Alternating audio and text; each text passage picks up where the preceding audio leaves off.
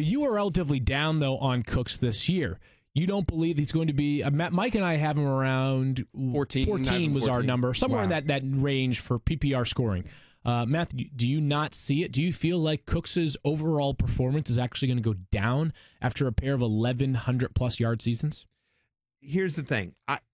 Cooks is one of those guys that I don't feel super strongly about from this perspective. He's phenomenally talented, going to one of, if not the best offense in the NFL. They got a new toy. They're going to figure out ways to use him, right? So I certainly could see Brandin Cooks have a huge year here, right?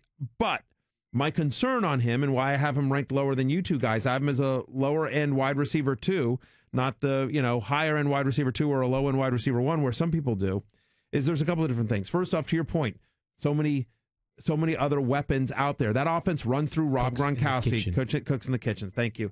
Comedy masterclass here, Professor Field Yates. You know what I mean? Like, so you've got Edelman and Malcolm Mitchell and Chris Hogan and Dwayne Allen, not to mention Gronk, not to mention running backs. Burkhead, James White, Deion Lewis, Gillisley. Like, there's so many different people that can score on that team.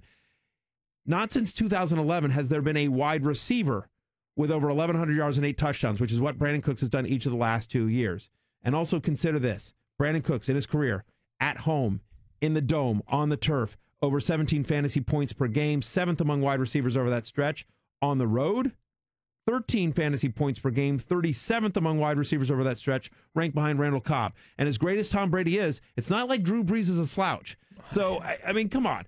And so here's the bottom line, though. I think he's going to be like 4 or 5, maybe even 6 games next year where he just is a monster. He has huge games, but I think there's going to be other games where he just completely disappears. Do both of you see the possibility that this Patriots offense is as good or just a touch below where it was in 2007?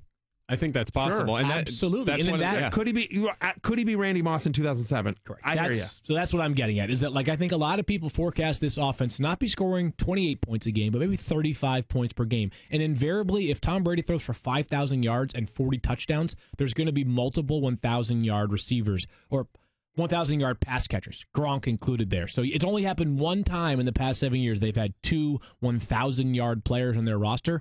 I wouldn't be surprised if there were 3 this year.